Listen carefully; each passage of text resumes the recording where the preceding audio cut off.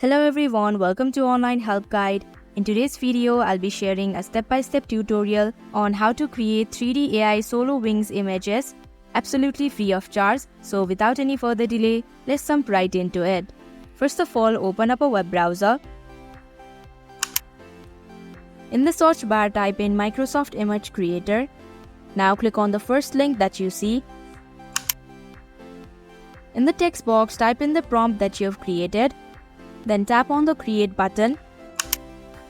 Similarly, if you'd like to create more of these, then you'll simply have to edit your prompt. Then tap on the Create button once again.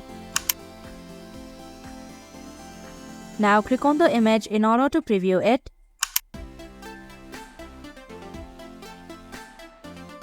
Also, if you'd like to download these images, then tap on the 3 horizontal dots in the right hand side of your screen. Then click on the download option.